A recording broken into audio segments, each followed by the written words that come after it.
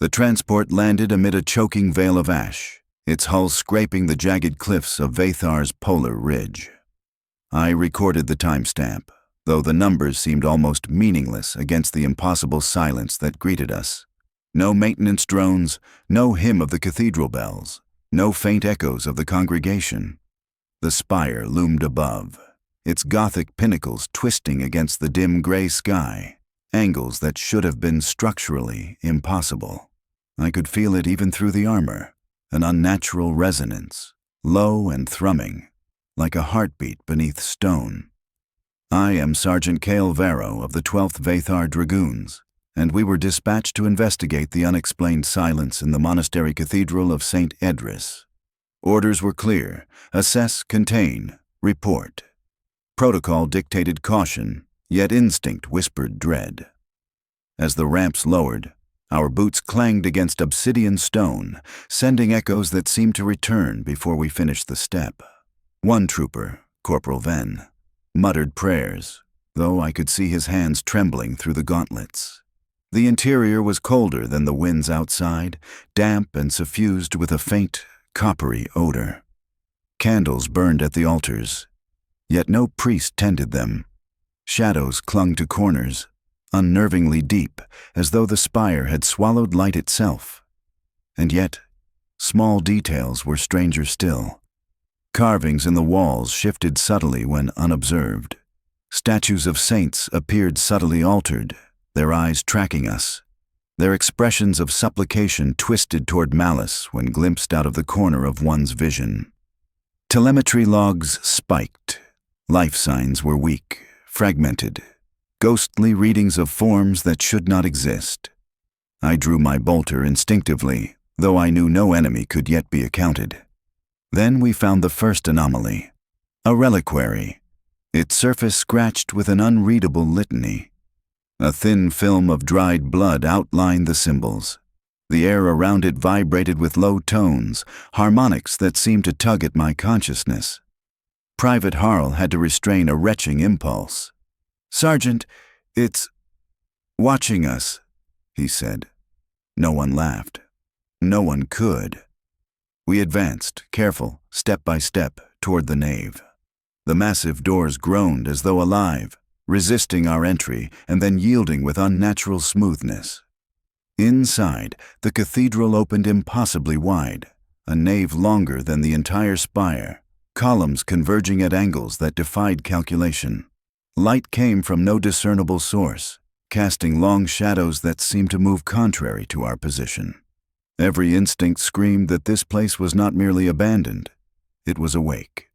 I recorded all observations in my log, not because anyone would read it, but because the act of naming the anomalies seemed to stabilize my perception, however briefly. Comms were intermittent, Vox channels filled with static and half-formed whispers. I noted a recurring motif on the walls, a series of geometric symbols, triangles within circles, etched in an iron-like substance that hummed faintly. Numbers, perhaps dates or counts, repeated in sequences that made no sense. Then, from the far end of the nave, a sound, soft, deliberate, echoed against the vaults. A cadence of chanting, but no one was visible. The resonance pressed against the skull, a mechanical rhythm, yet eerily human. The reliquary's hum synchronized with it, each pulse coiling in my chest.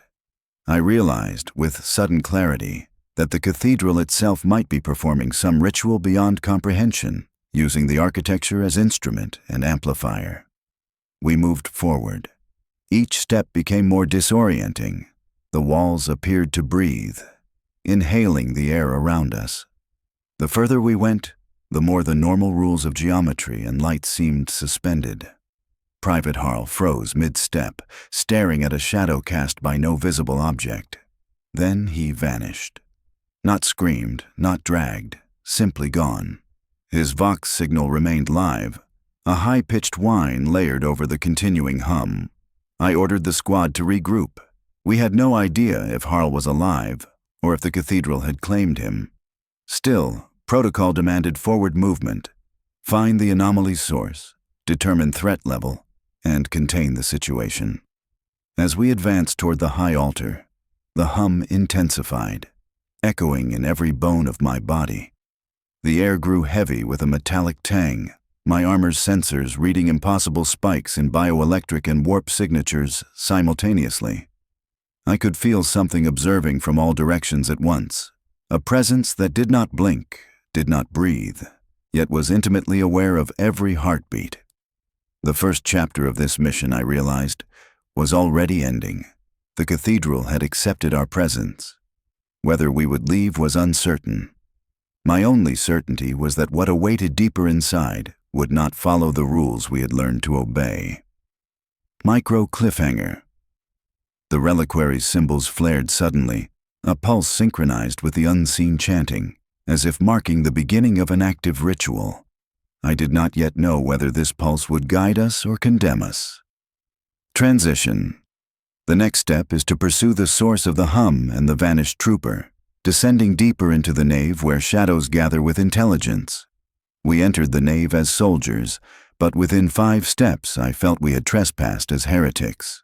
The chamber expanded beyond any architect's design, the ceiling receding into a void that no light reached.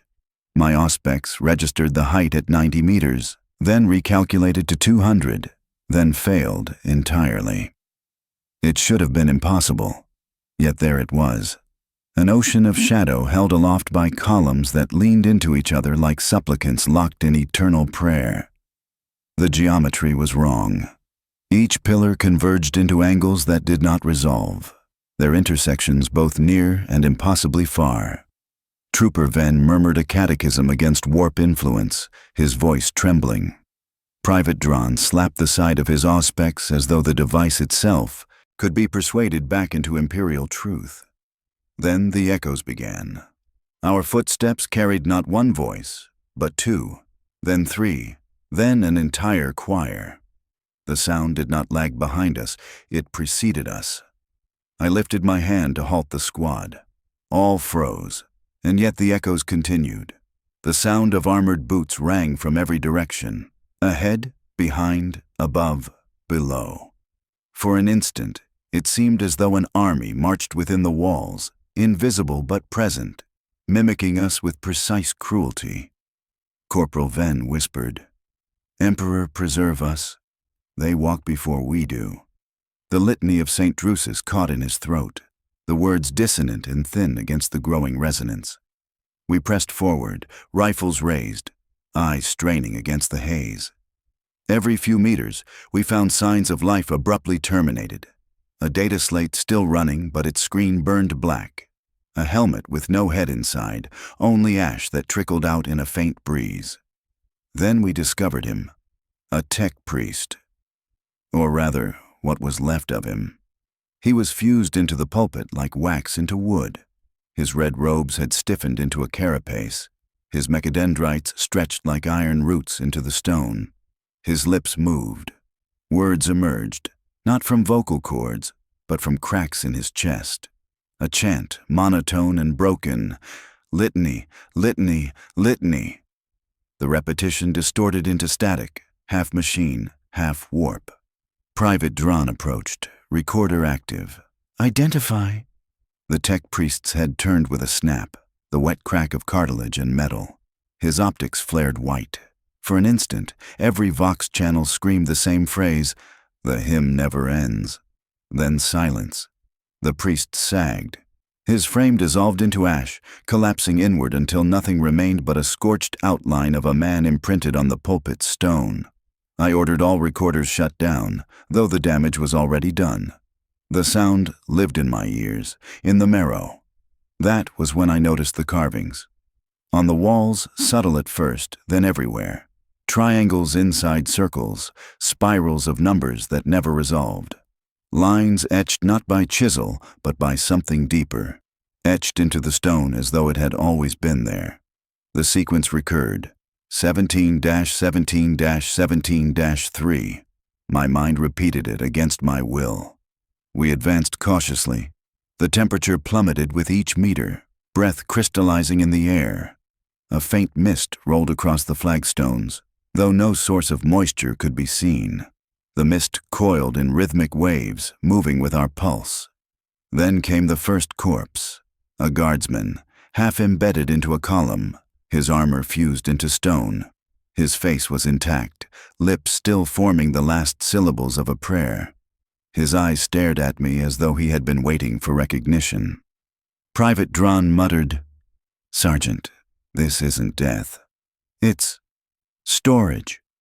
I silenced him, but I could not dismiss the truth in his words. The chanting grew louder.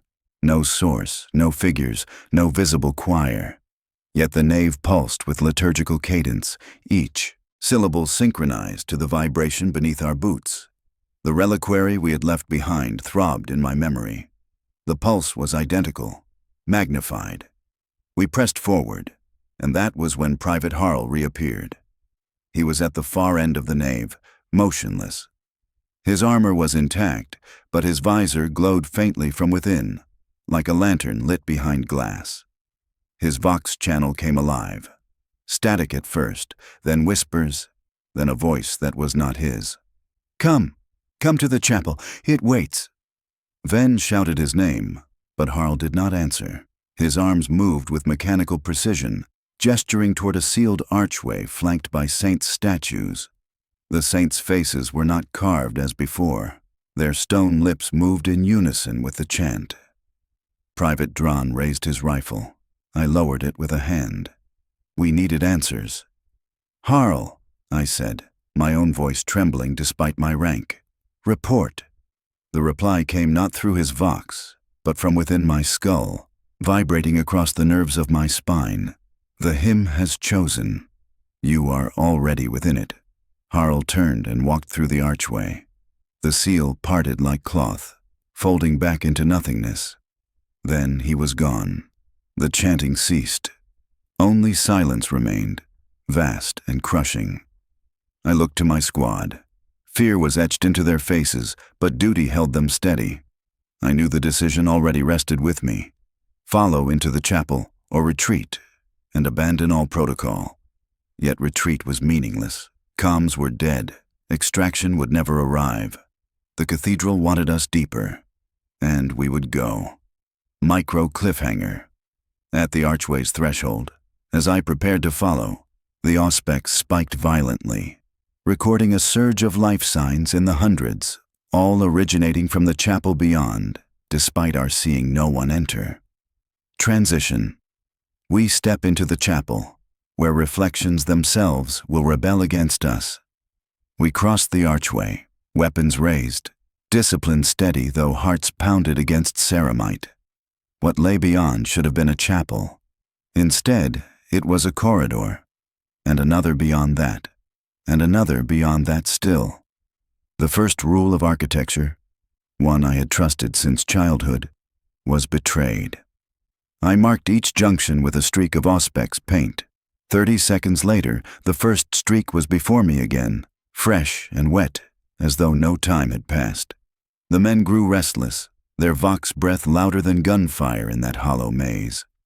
I ordered silence, though the order was meaningless. The echoes multiplied anyway. The corridors were carved with precision, yet they bent at angles that should not exist. Every 20 meters we struck a corner where the walls met at 37 degrees, or 141, measurements I had never seen in sanctioned construction. Trooper Ven muttered that we walked inside a sigil, not a cathedral. The air itself felt saturated, like walking underwater. My visor fogged despite filtration, droplets forming inside my helmet. Each drop fell upward, against gravity, then evaporated into nothing. My auspex confirmed localized anomalies. Gravity inversion, minor, repeating. "Faith holds us steady," I recited under my breath. Faith is weight. Faith is gravity.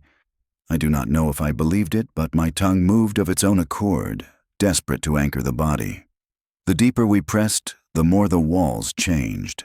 At first, faint condensation streaks, then red etchings, triangles inside circles, spirals of numbers, the same as before. Yet here, they pulsed faintly. When I touched one, the auspex screamed. Warp resonance, unfiltered, bleeding into material stone. Private Dron recoiled. "Sergeant, it's alive!" He wasn't wrong. The walls were warm. The labyrinth flexed. We turned left, then right, then left again. The corridors rearranged in silence, as though anticipating our path. My map feed became a scrawl of impossible overlays. Calm static rose, layered with half-whispers, as if the walls themselves tried to speak. We found remnants of others. A discarded helmet, visor shattered from the inside. A laser gun barrel warped into a spiral, impossible under natural heat. A rosarius pendant lying in a pool of water that rippled without touch. And then we found him. Private Harl. He stood at the center of a junction, his armor unscarred, his posture rigid. His eyes glowed faintly within the visor, as though lit by distant embers. He spoke, but not with his mouth. His vox emitted no signal. The voice was directly inside my head. "You are walking in circles because faith itself is a circle. You are within the hymn. The hymn is within you." The squad froze. Dron raised his weapon, hands shaking. I gave no order to fire. Harl raised his own hand, not in threat, but in benediction. He gestured toward a sealed archway deeper ahead. The same gesture we had seen before. "Where does it lead?" I demanded. He tilted his head, like a saint gazing down from a fresco. "To reflection, to truth, to mirror and choir." Ven muttered another litany, choking on each word. Harl stepped backward into the archway. The wall itself rippled, swallowing him whole. Gone, again. I advanced to the archway, auspex shaking in my grip. The surface was stone, yet when my hand touched it, it bent inward like liquid glass. Temperature, indeterminate. Sound, a faint pulse, like the reliquary's hum magnified 100-fold. We debated retreat. Dron argued extraction. Ven whispered that to leave would be to condemn ourselves anyway. Escape routes were already severed. The corridors had rewritten themselves. I logged the decision. Advance. We entered the archway together.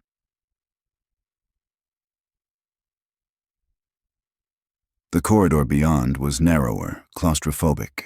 The smell changed. Less copper, more ozone, with undertones of rotting incense. Candles burned along the floor, but their flames bent sideways, not upward. The floor sloped subtly downward. My legs felt heavier, each step pulling deeper into unseen gravity wells. The labyrinth grew alive. Walls flexed, breath exhaled. From cracks, faint vibrations trembled beneath boots. Halfway down the passage, Dron screamed. We spun. His helmet visor glowed with reflected shapes. His faceplate flickered like a mirror, but it was not his face within. Dozens of faces looked back, each twisted. Versions of him, of us, contorted in agony. The reflections pressed outward, palms slamming against the glass of his visor from the other side. His scream cut off as suddenly as it began. The faces vanished. Dron gasped for air, shaking uncontrollably, but alive. I logged the anomaly. My hand trembled as I wrote. We advanced further. The labyrinth ended. The corridor opened into a chapel. It was impossible in size, yet enclosed. 4 walls of polished obsidian, each reflecting us in perfect clarity. Statues lined the edges, saints and martyrs carved in immaculate detail. And yet, the statues moved.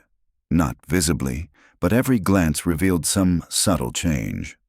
A turn of the head, a twist of the hand, a new angle of the eyes, and the reflections. They moved independently. We stood still. They advanced. I raised my bolter. The reflection smiled. The chant began again, not from the walls, not from the statues, but from the mirrored versions of ourselves. A hymn in a tongue unspoken in 10,000 years. My blood chilled. The labyrinth had delivered us not to freedom, not to salvation, but to the next circle of the hymn. Micro cliffhanger. One reflection opened its mouth and spoke in perfect high Gothic. You do not belong to yourselves anymore. Transition. The Chapel of Mirrors has claimed our images. Next, it will claim our bodies. The earth of New Mexico has never been kind to the dead. It is dry, cracked, and stubborn, clinging to its secrets just as it clings to its stones. But in the spring of 1857, the land seemed almost vengeful.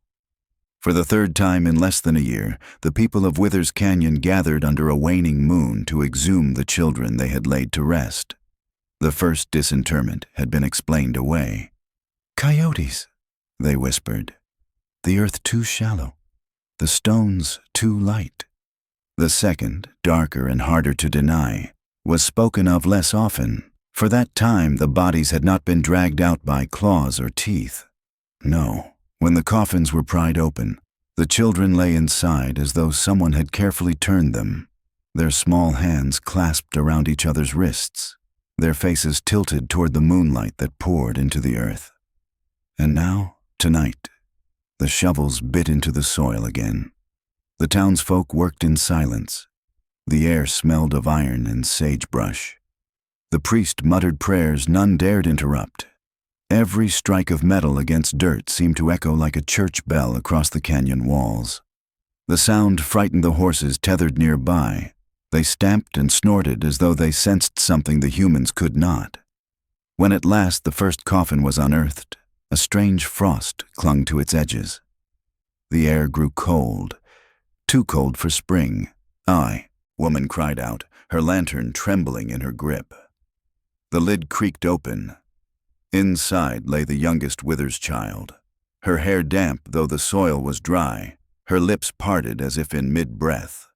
Her skin was pale but unbroken, not a hint of rot. The gravediggers recoiled.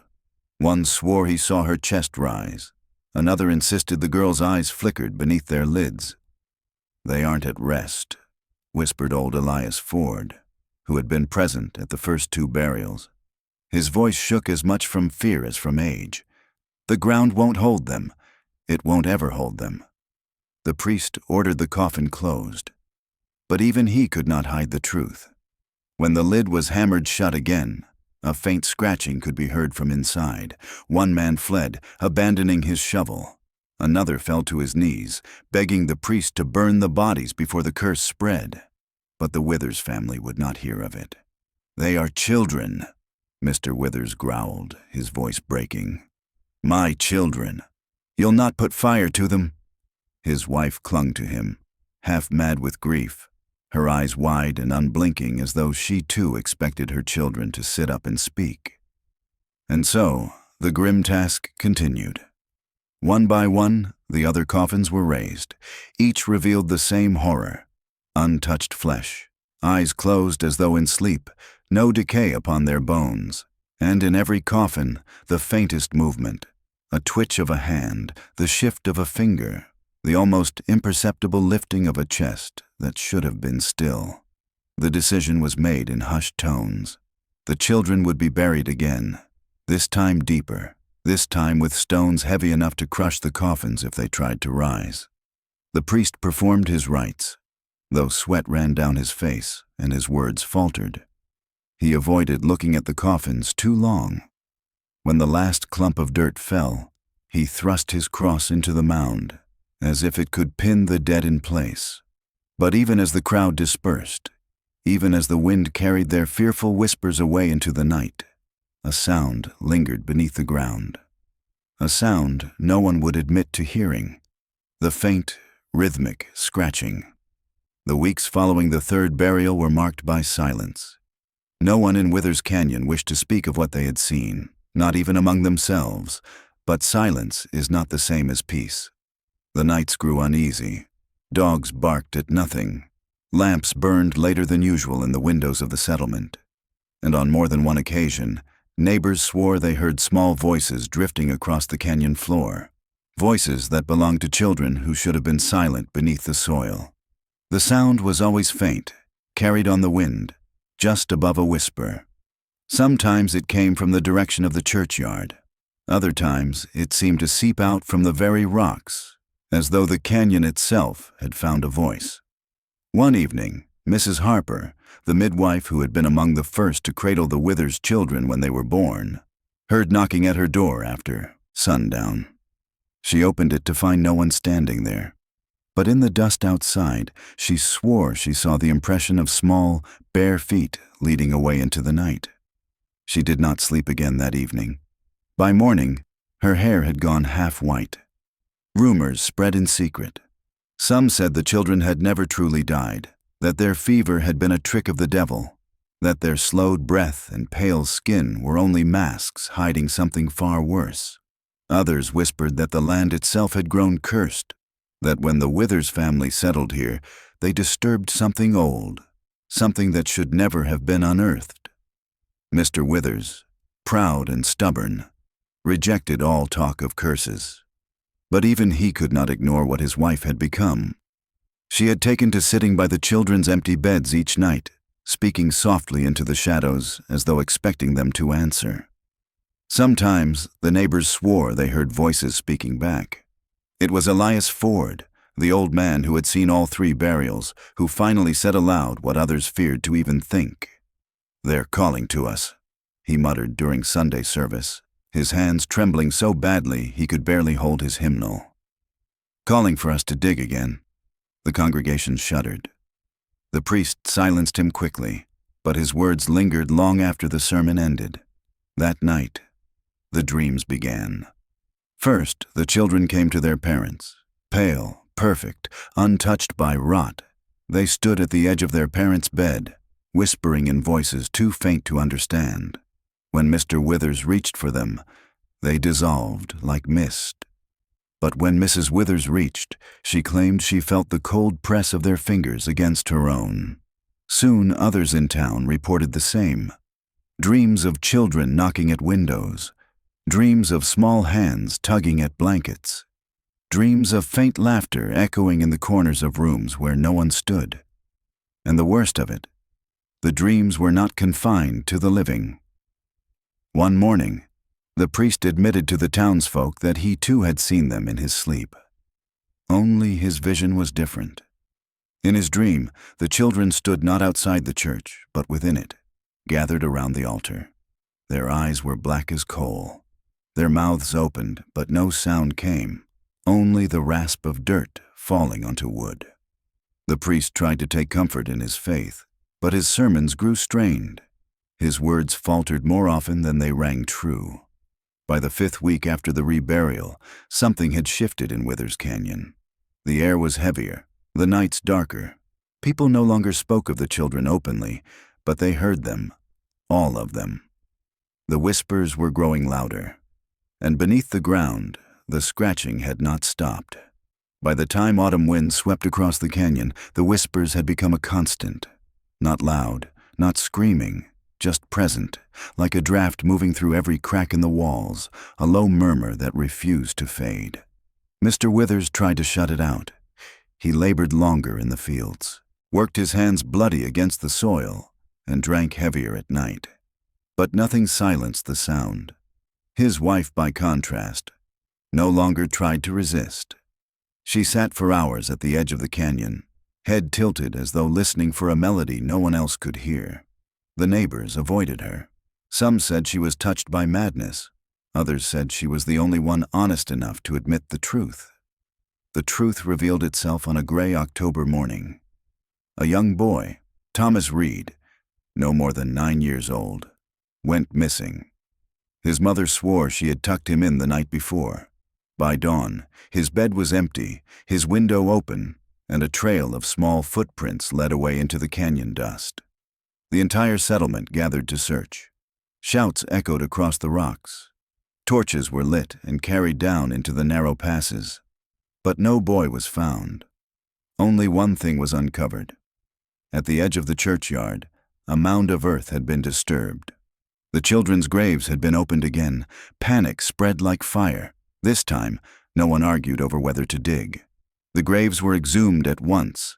The caskets, 4 now, for Thomas Reed's had joined the others, were pried open.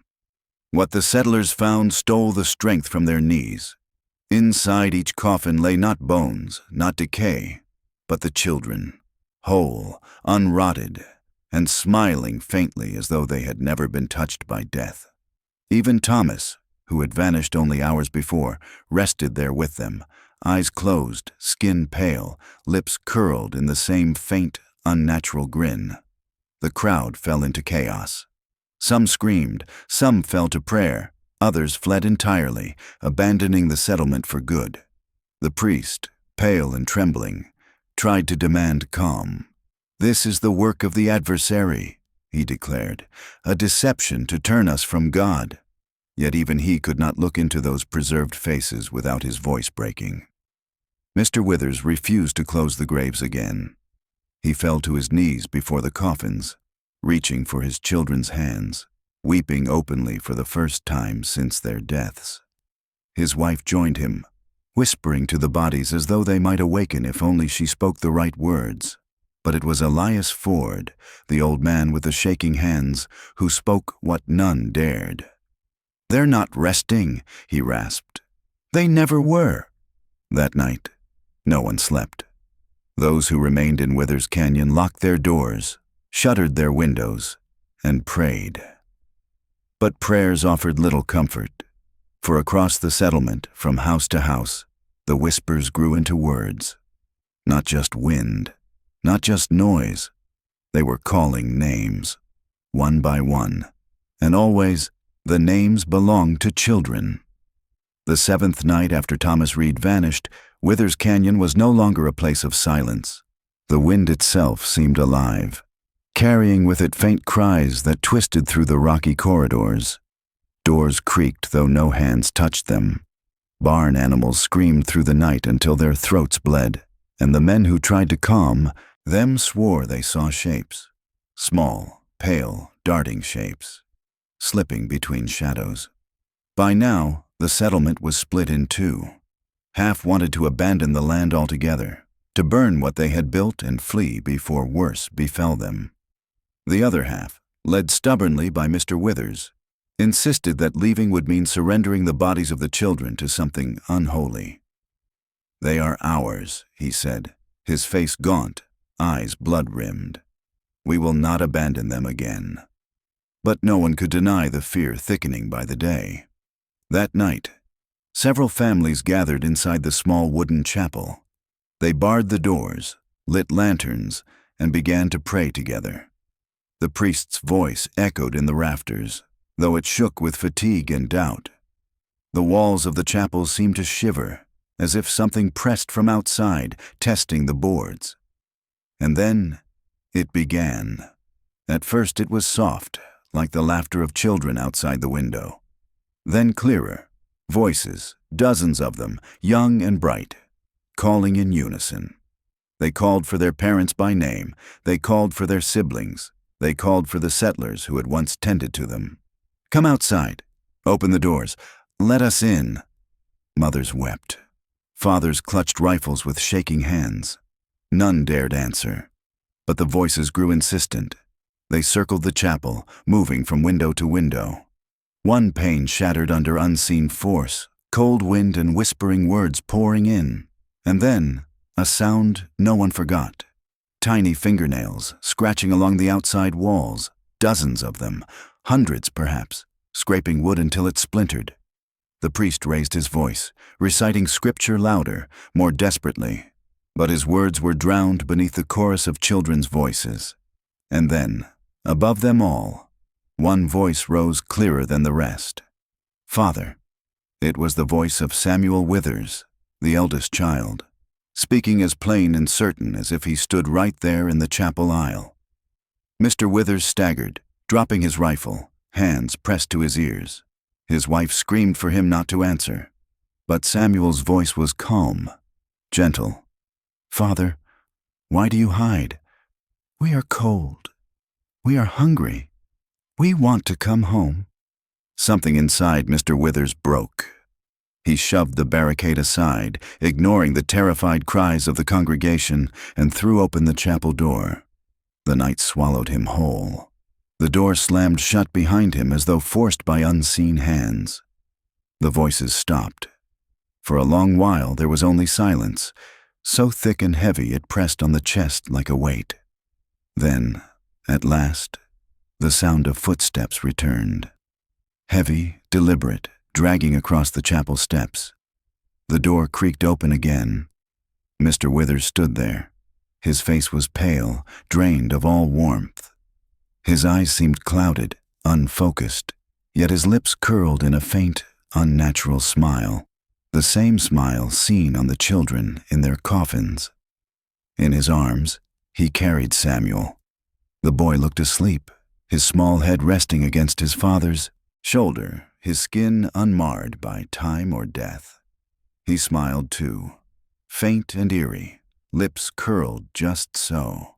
The congregation gasped, mothers screamed. Some fled through the back door of the chapel into the darkness. Mr. Withers walked slowly down the aisle, ignoring them all, until he reached the altar.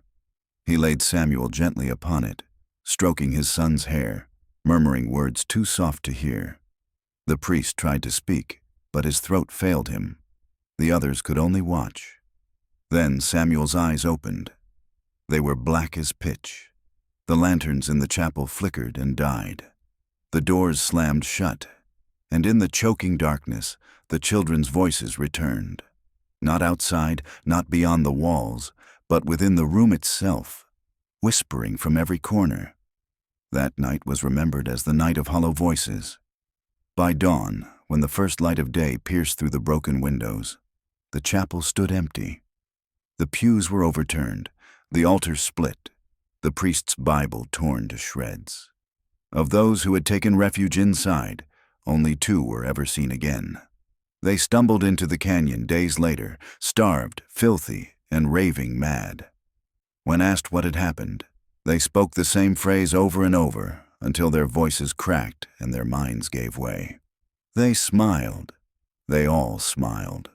By the time the sun rose over Withers Canyon, the settlement itself seemed smaller, diminished, as if the earth had begun reclaiming it while its people slept.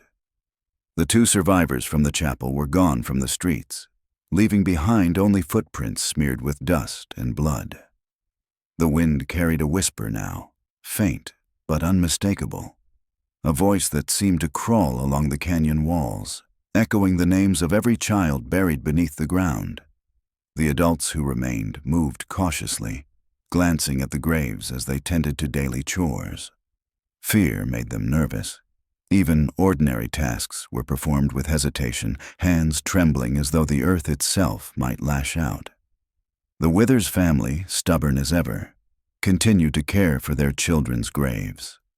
Mrs. Withers spoke softly to the soil, her words forming a litany meant to soothe, but her tone wavered.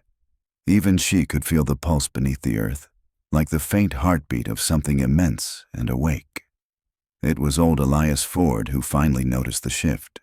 While examining the mounds for settling soil, he detected irregularity. The earth beneath the coffins was hollow. Carefully probing with his spade, he discovered tunnels, narrow and winding, dug in a deliberate fashion that could not have been accomplished by any animal. The tunnels connected each of the graves, forming a labyrinth hidden beneath the surface. Elias called for the other townsfolk. Together they dug cautiously, revealing a network of passageways and chambers beneath the cemetery. The smell hit them first. Damp, metallic, and sweet, as if the soil itself had been infused with blood.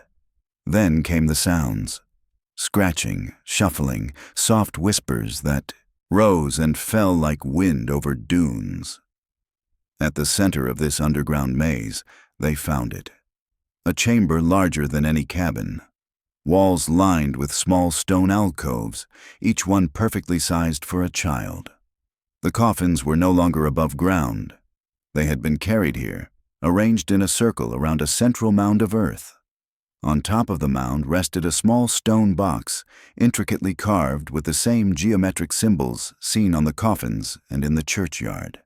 Triangles within circles, spirals of numbers repeating endlessly.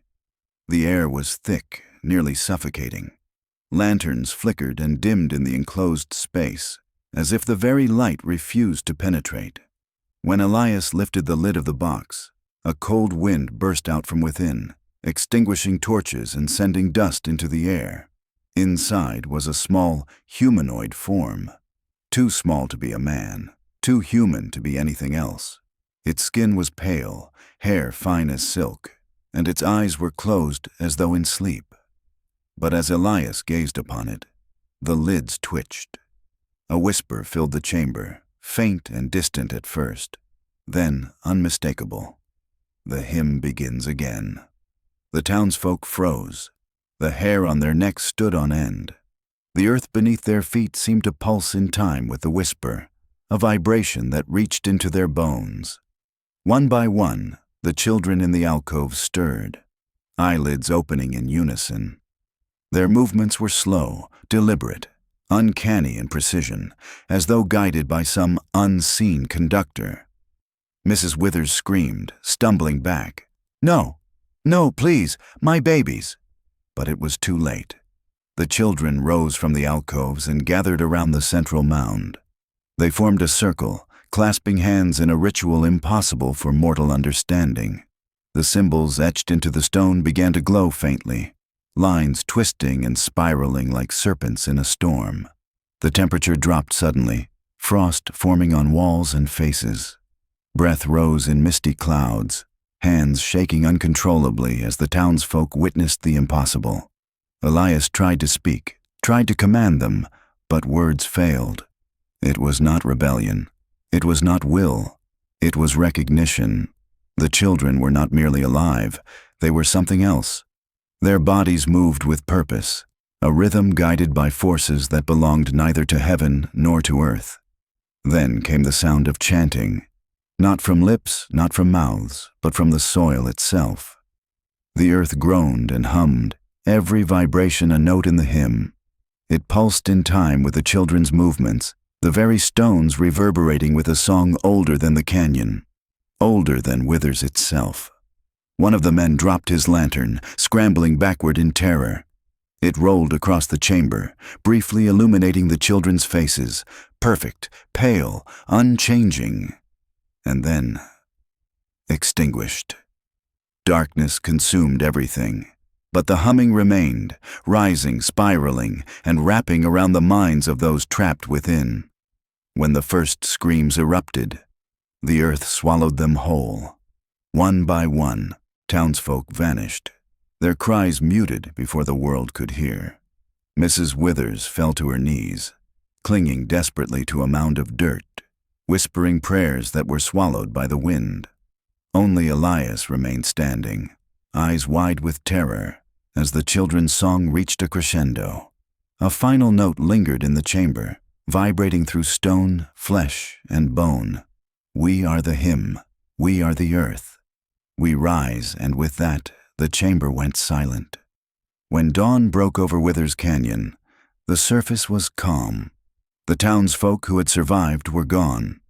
The cemetery appeared untouched. No footprints, no signs of struggle. Only the faint, chilling whisper of wind through the trees. A lullaby no one could forget, carrying the hymn of the children beneath the soil, alive in ways that should not exist.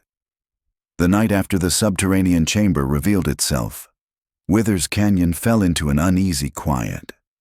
The survivors, only a handful, kept to their homes, barricading doors and windows, listening to the wind as it carried faint, indistinguishable sounds across the rocks. But the silence was false. It was not peace. It was anticipation. By midnight, the whispers returned, louder, more insistent. They were no longer confined to the canyon floor or the churchyard. They rose from the fields, from the cliffs, from every crevice in the town's foundations. Even the river that ran through the canyon seemed to pulse with the voices of children singing in a tongue that twisted the mind. Old Elias Ford warned the remaining families.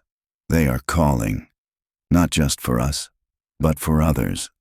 For anyone who dares step upon this cursed land. His eyes were bloodshot, hands trembling as he held the candle close to his chest. The hymn, it grows, it learns. Despite the fear, some of the adults were drawn outside, compelled by a force they did not understand. They reported seeing the earth itself move, subtle undulations like skin flexing beneath the soil. From the disturbed graves, thin spirals of mist rose, coalescing into shapes too small to identify yet familiar. Tiny hands, twisting faces, reaching upward toward the living. The wind carried a rhythm now, a pulse in time with the children's song beneath the earth. Every step upon the canyon floor seemed amplified, echoing back at them from no discernible source. Those who tried to run found themselves disoriented, the canyon shifting subtly as if alive. Paths that once led to the road now turned back upon themselves. By the third hour of the night, one of the younger townsfolk, a boy no older than 14, vanished entirely. His mother screamed for him, but only the echo of her voice answered. In the morning, his bed was empty.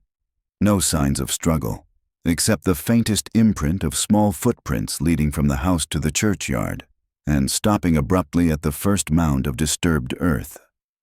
It was then that Mr. Withers returned. The previous night had claimed him as well, though none knew exactly what happened. He emerged at dawn, pale and silent, dragging a small sack behind him. Inside were small bones, not human but almost so, shattered and brittle, like fragments of a child-shaped effigy. He spoke no words. His eyes did not meet anyone's. The only indication that he was aware of the living was the sack he carried to the edge of the canyon and hurled into the shadows, where it disappeared as though swallowed by the earth itself. That afternoon, the survivors gathered in the church. The priest, exhausted, wept openly. His faith, once a shield, had been shredded by the repeated violations of the natural order. "We cannot leave," he whispered to Elias. "If we do, they will spread. Not just here, but beyond. Into towns, villages, cities. The hymn will reach the world." Elias nodded. "Then we must contain it," he said. "We must descend into the tomb, find the source, and end it. Or die trying." As night fell again, they descended into the hidden chamber beneath the graves. Lanterns illuminated the alcoves, and the children were gone. The central mound of earth was undisturbed, the carved stone box intact. But the air vibrated with expectancy. Every breath carried the weight of countless whispers. When Elias opened the box this time, the wind burst forth stronger, carrying with it a cacophony of voices, as if the hymn had multiplied 100-fold. Inside, instead of the small humanoid form, there was only soil, and within that soil, movement. Shapes shifted, pale fingers pushing against dirt, forming the faint outlines of bodies beneath. The air grew colder still, frost forming across the walls, and a low hum began, so deep that it resonated through the bones of all who entered. They realized then that the hymn was not just in the children, nor in the soil, but in the canyon itself. The land had become a vessel, a choir of voices locked in unholy harmony. The survivors tried to leave. The tunnels, however, had changed. Passages twisted, turned, and doubled back on themselves. Every corridor they took brought them back to the central chamber. Panic set in. One by one, lanterns fell, extinguished. Shadows lengthened unnaturally, taking the forms of small children, their eyes glinting in the darkness. Elias held his candle high, chanting prayers for the dead, but even his voice faltered against the rising choir. The whispering merged with chanting, a rhythmic dissonant hymn that tore at sanity. Then came the first touch. A small hand, cold as ice, rested on the shoulder of one of the survivors.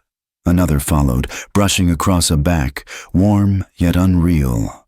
The children were not visible. Only their presence could be felt, a corporeal weight pressing into the flesh of the living. The hymn reached a crescendo. The ground shook, alcoves cracked, and from the central mound, the soil itself rose, forming the silhouettes of dozens of pale children, suspended in the air, singing in a voice that could not exist in this world.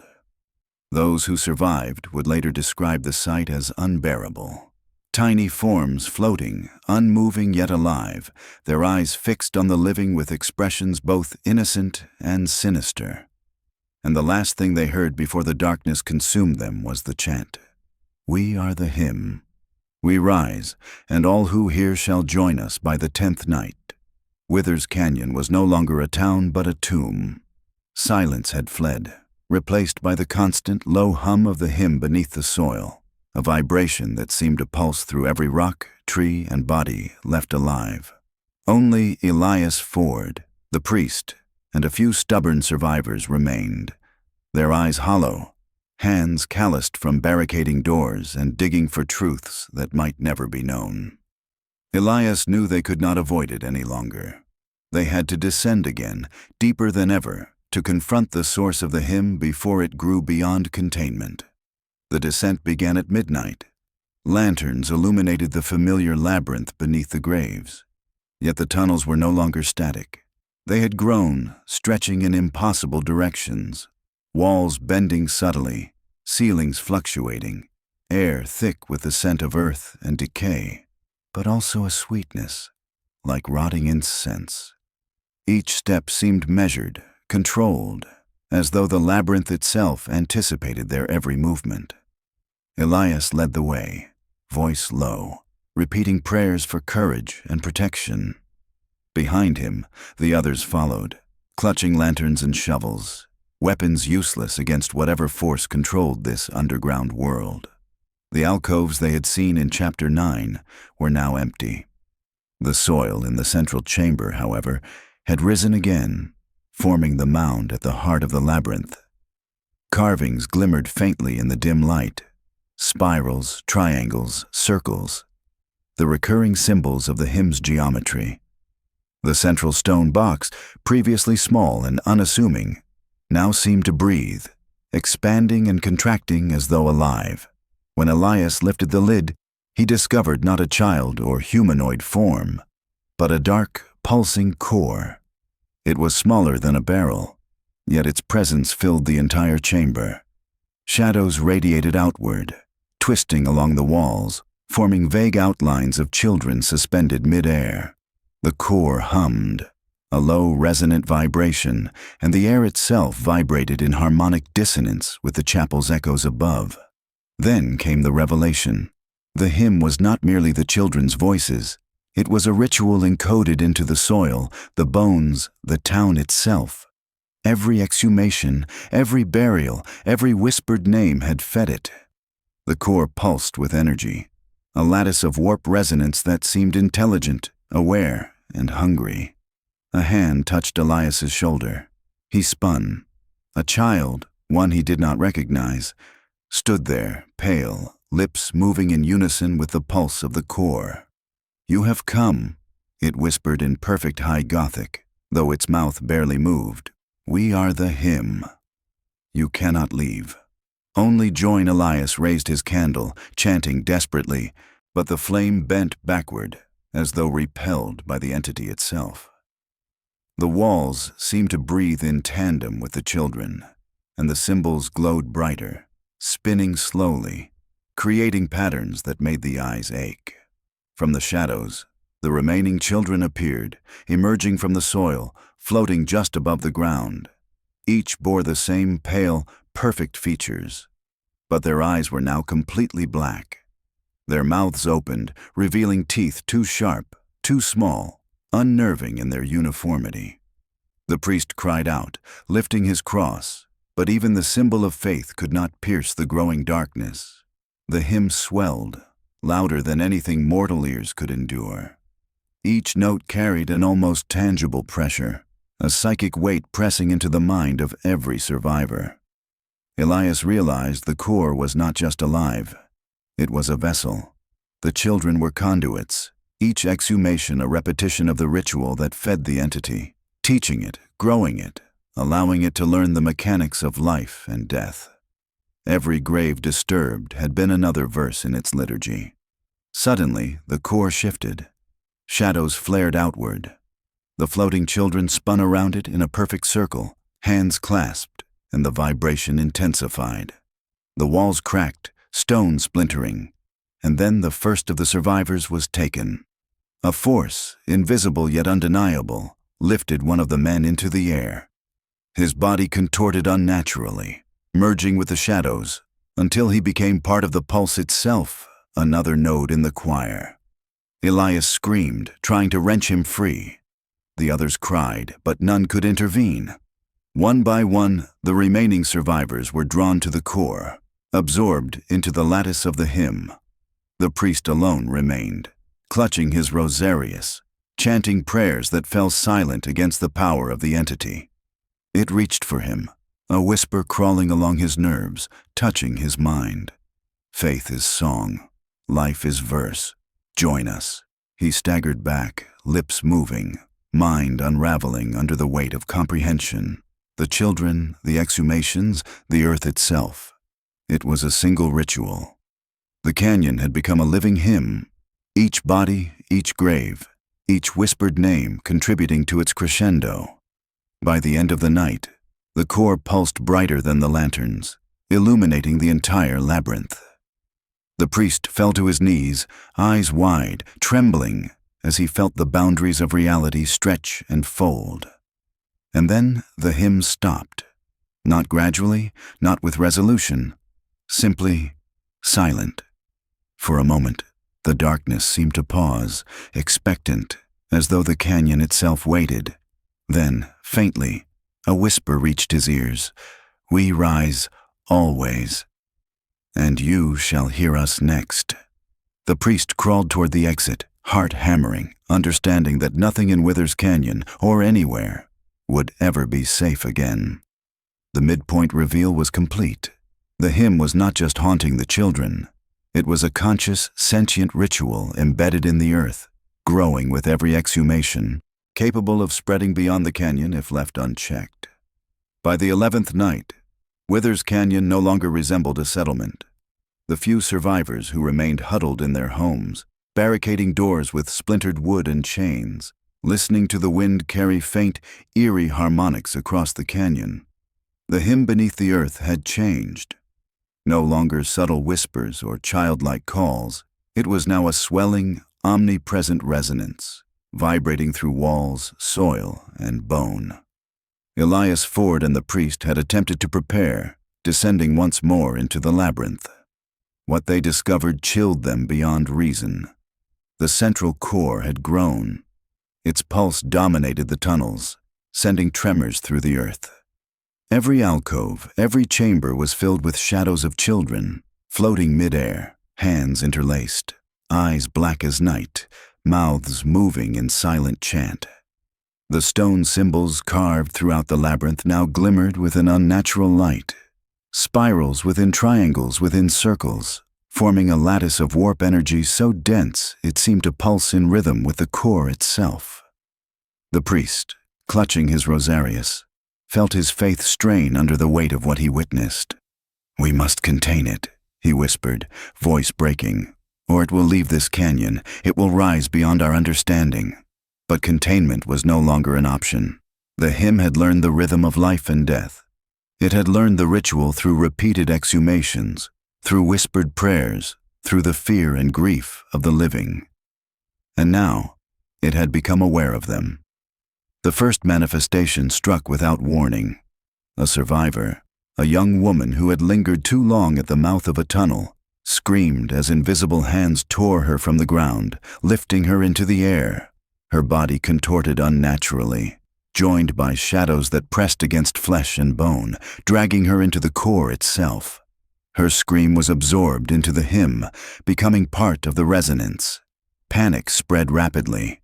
Lanterns toppled, flames sputtered, casting grotesque shadows on walls that seemed to breathe and twist with every scream. The labyrinth itself shifted, corridors folding impossibly, ceilings lowering, floors rippling. Those who tried to flee found themselves drawn back toward the core, each step a betrayal of gravity, of logic, of reality itself. Elias and the priest attempted a final intervention. They carried hammers, lanterns, prayers, and fragments of the destroyed coffins into the central chamber. They hurled the remnants of the soil and stone at the core, shouted litanies, and slammed symbols of faith into the ground.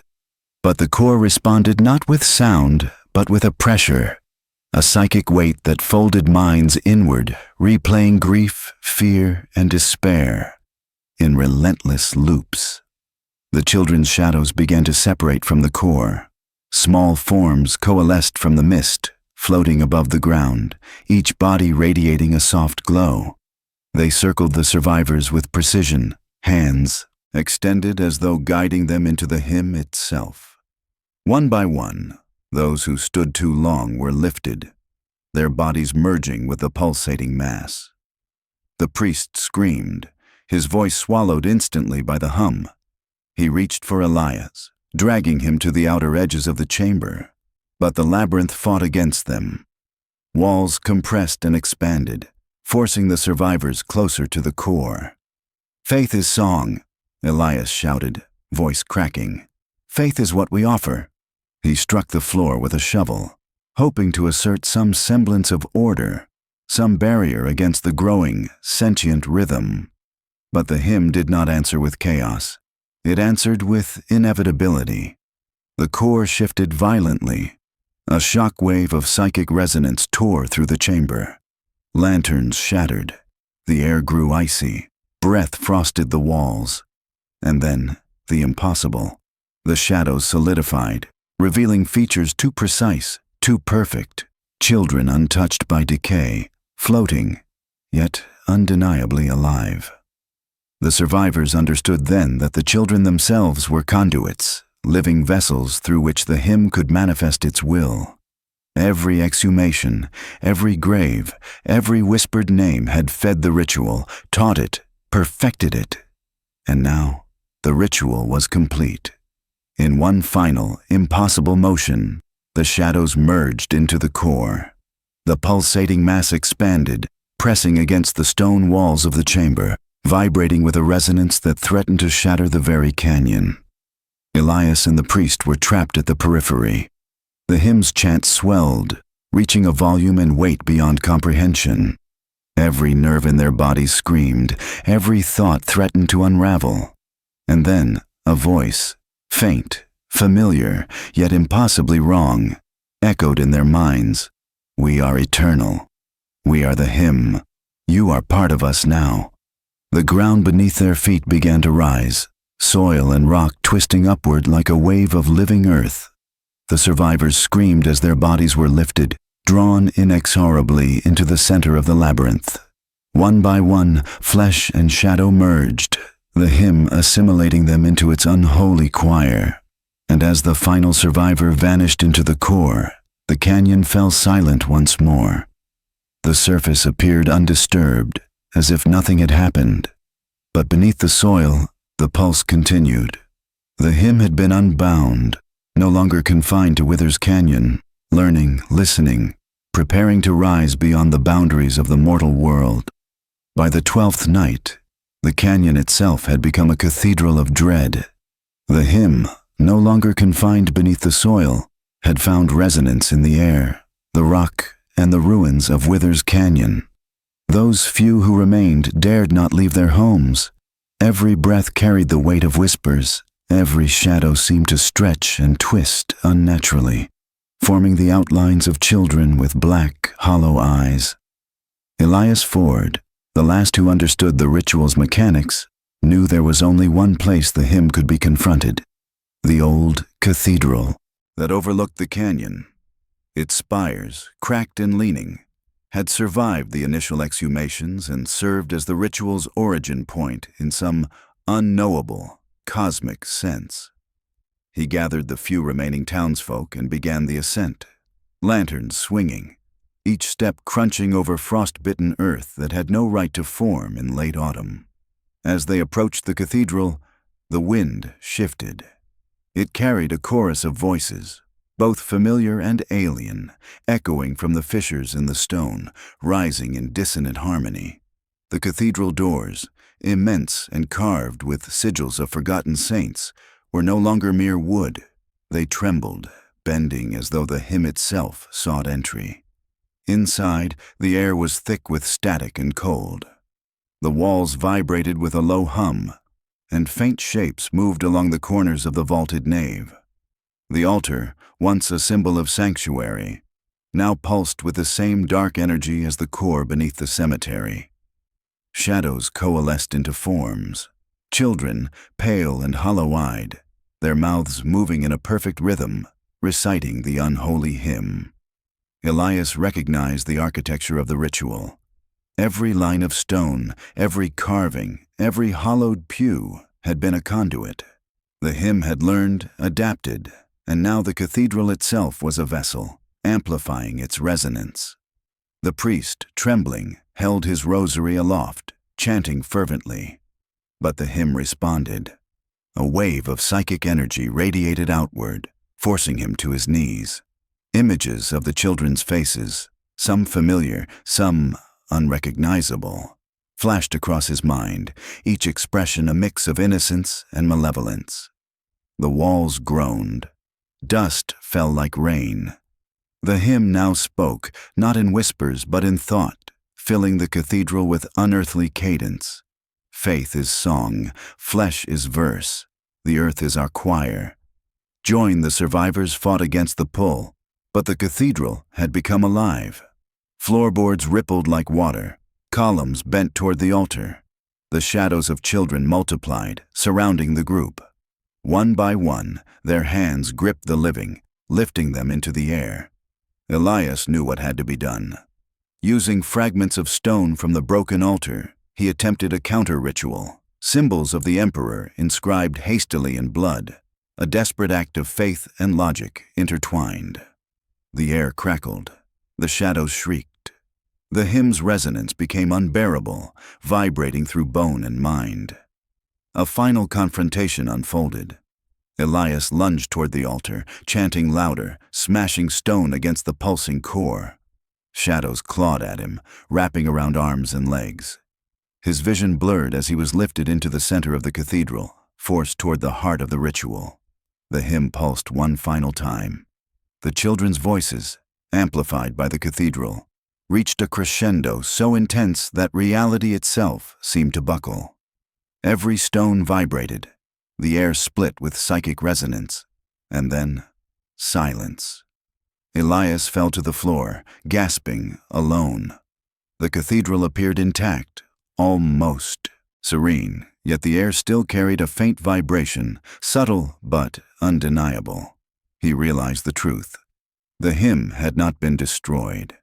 It had been contained, partially, but in doing so it had marked him, imbued him with the resonance of the children, the ritual, and the cathedral itself. His hands trembled. A faint pulse ran through his veins, the hymn now a part of him. Every breath echoed with whispers. Every shadow seemed to move in time with the unseen choir. Elias understood the cost. Survival came at the price of corruption. He was the vessel now, a custodian of a power beyond comprehension. Outside, Withers Canyon appeared empty and silent, yet the wind carried the faintest chant, drifting across the rocks, a lullaby of life, death, and an eternity of song. The Cathedral of Echoes stood still, yet alive, a monument to what had been unleashed and what had survived. And deep inside, Elias felt it stir, whispering his name in voices that were not his own. By the 13th night, Withers Canyon seemed frozen in time. The few who remained dared not speak of the cathedral, nor of the hymn. They moved silently through the streets, heads bowed, eyes wide with a terror they could not articulate.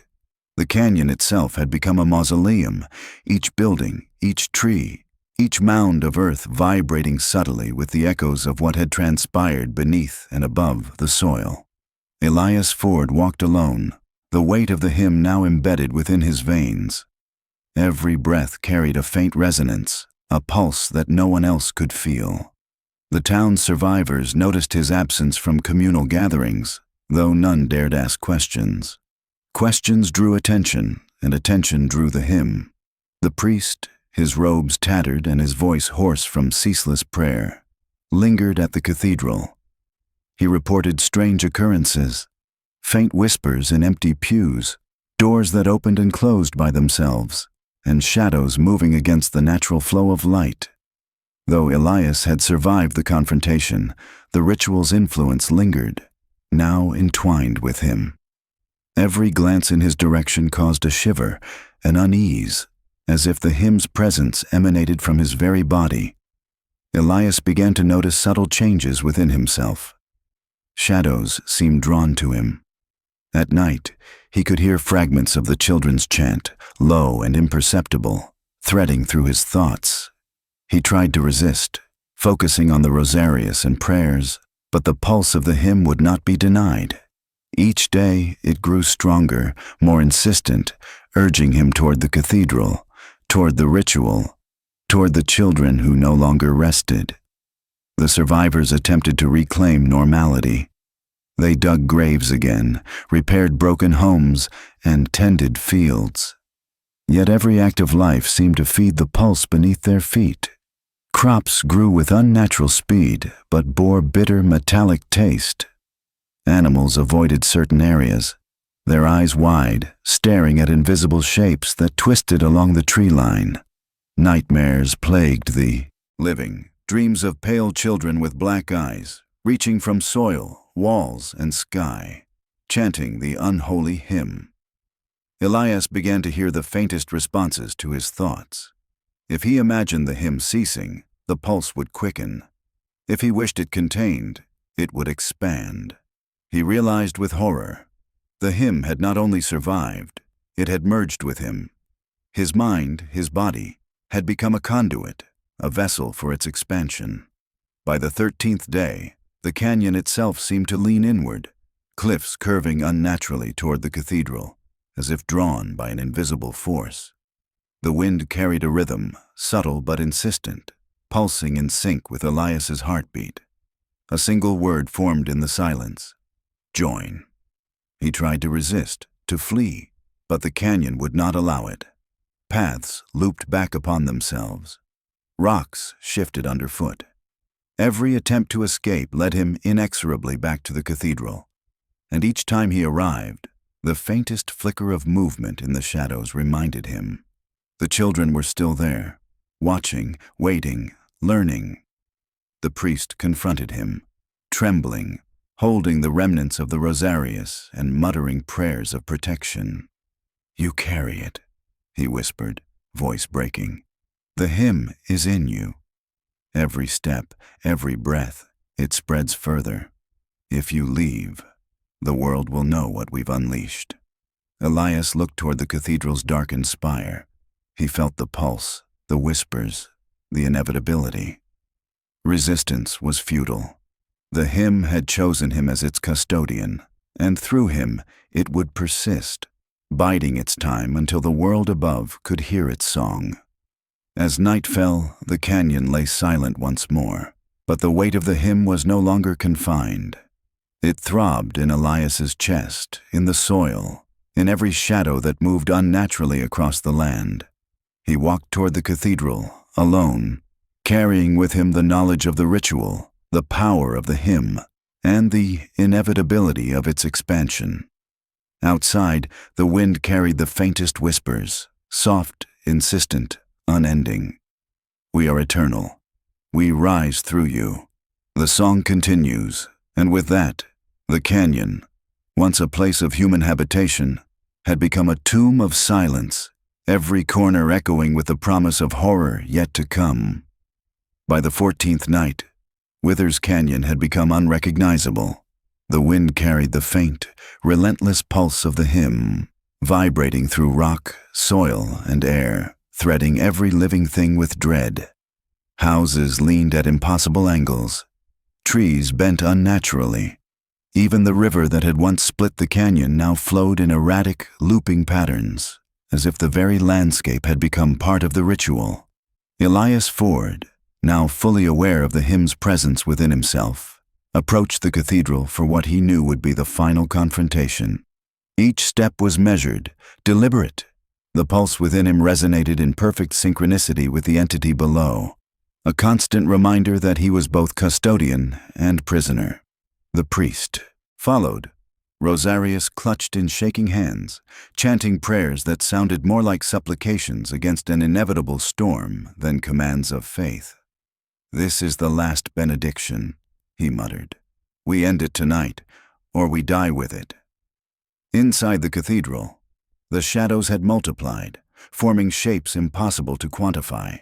Children, humanoid and yet ethereal, hovering above the floor, arms outstretched toward Elias, chanting in a voice that blended innocence with cosmic malevolence. The altar's stone pulsed, the carvings glowing with warp energy. Every line, every spiral, every symbol vibrated in response to Elias's heartbeat. He approached the central altar, drawing from deep memory the counter-ritual that had previously restrained the hymn. Blood, stone, and faith combined in trembling hands. The priest supported him, chanting protective litanies, though each word seemed to ripple and distort as if swallowed by the cathedral itself. The hymn responded. Shadows surged. The cathedral walls shuddered, dust and small stones cascading like rain. The children's voices rose, now impossibly loud, harmonics bending reality. Elias felt the pulse inside him peak, pain searing through chest and mind. The entity was fighting, resisting, bending the laws of existence to maintain itself. And then the first of the irreversible consequences appeared. One of the shadows lunged at the priest. His rosarius flared, illuminating the figure, but the force was too great. The shadow merged with him, his body twisting unnaturally as he became a conduit, a node in the hymn itself.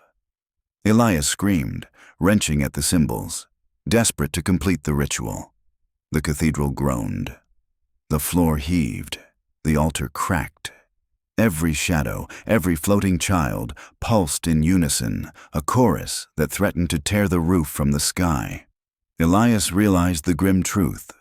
To contain the hymn, a sacrifice was necessary. Not merely blood, but integration, a mortal vessel capable of sustaining the resonance without letting it spread further. He made the choice.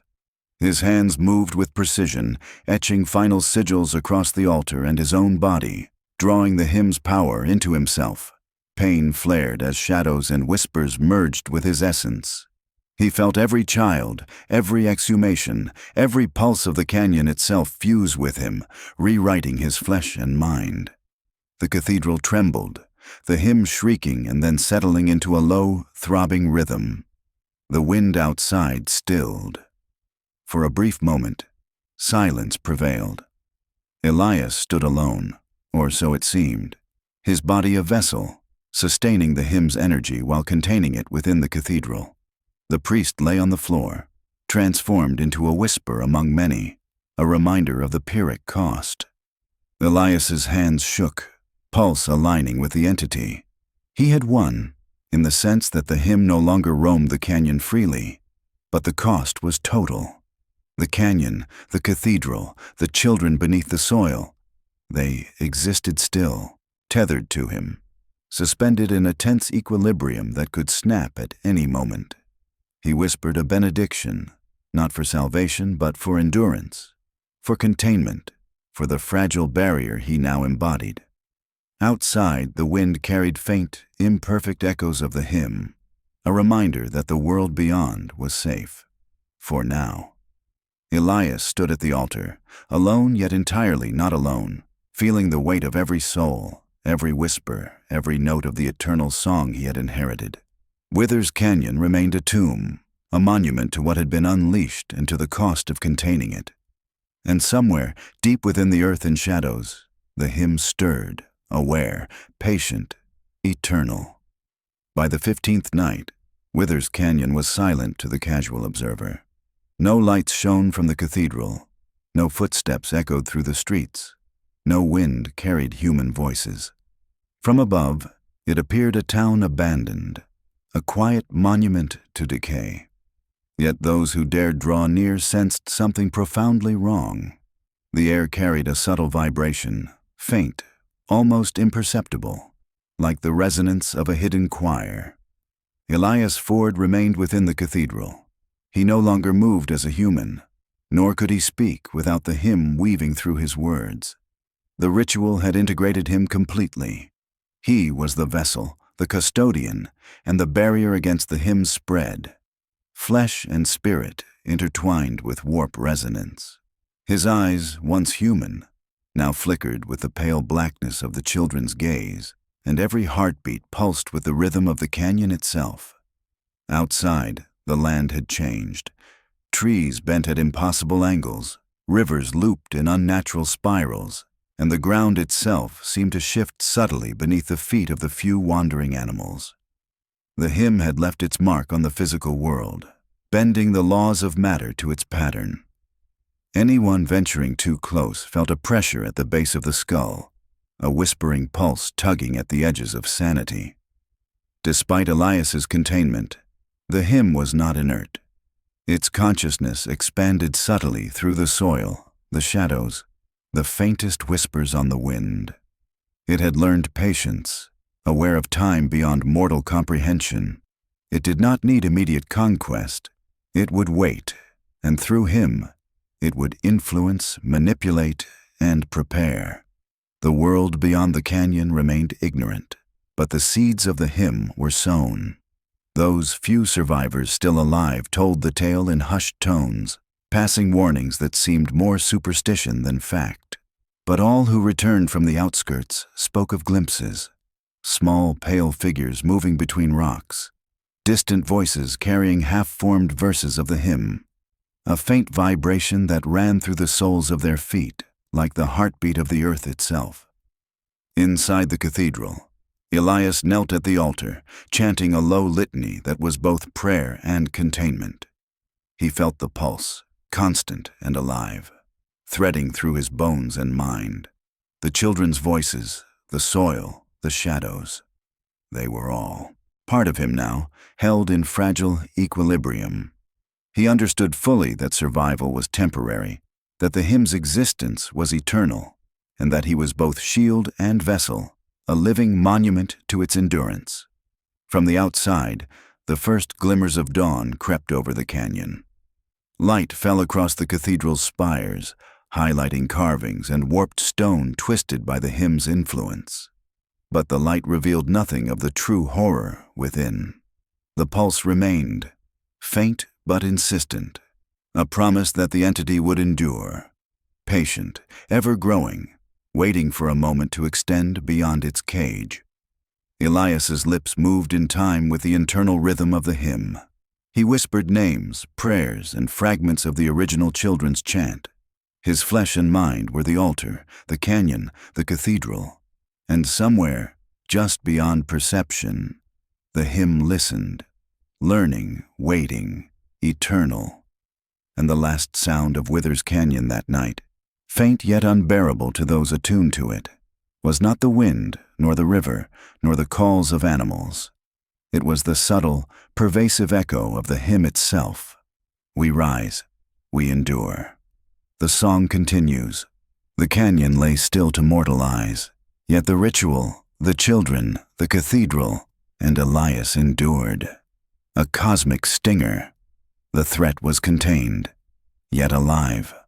Silent, patient, eternal.